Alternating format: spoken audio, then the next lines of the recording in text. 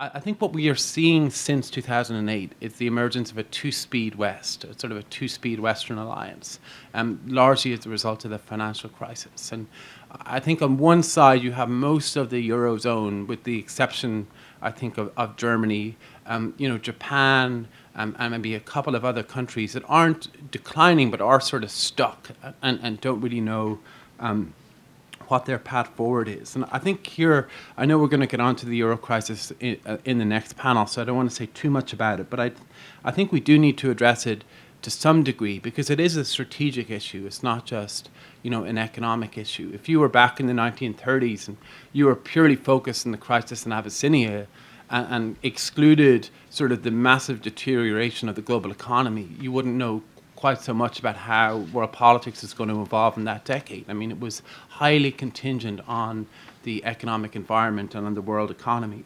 And what we are facing, I think, is not a temporary blip. I mean, we have the real prospect of a decade-long or longer than a decade recession and a maybe a depression in certain parts of Europe, and that has severe consequences for the alliance and for the strategic environment, particularly because it appears as if there is no obvious way out. I mean, I agree, as Fran said earlier, that there's a lot of activity. There's a lot of meetings and people are very concerned about it, but it does appear as if none of it is actually working, and that the overwhelming body of evidence from most independent economists is they're actually on the wrong track. So the activity is bringing us further in the wrong direction, and there's no sort of growth strategy. So what does that mean? If that were to continue, if we were to face, right up until 2020 or past 2020, with just year-on-year worsening of the economic situation in Europe, what does that mean for the alliance? I think it means a couple of things.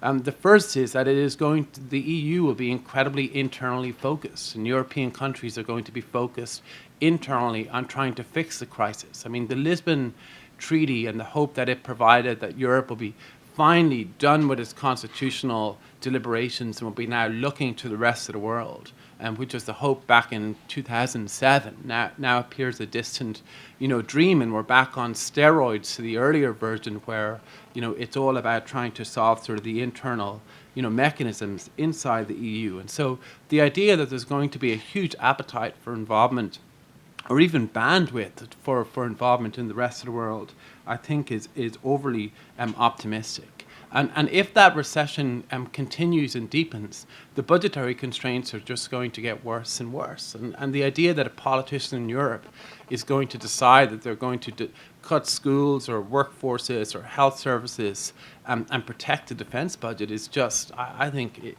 is mind-boggling. I mean, it's just not going to happen. I mean, there's no sense of a common or shared threat in Europe that would in any way justify prioritizing defense over these other sort of services. I mean, even in the UK, I mean, there's more pressure on development than there is on defense budgets. And development is important, but it does go to show, that maybe the pressures there aren't quite the same as the pressures here for sort of high defense spending. So I think that's going to get worse. And we tell ourselves these stories then to try to make ourselves feel better, like smart defense and how we're going to do sort of more with less. But, imagine any other area where somebody would say, yeah, you could slash spending on education, but we're going to do it smarter and it will be better. I mean, or slash, maybe there are some people in political parties here that might argue that, but in general, particularly in Europe, people don't believe that. They don't believe that you can slash spending and get more effective outcomes. So why they believe it here, I'm not quite sure. But I don't think the smart defense argument is a little bit of a delusion.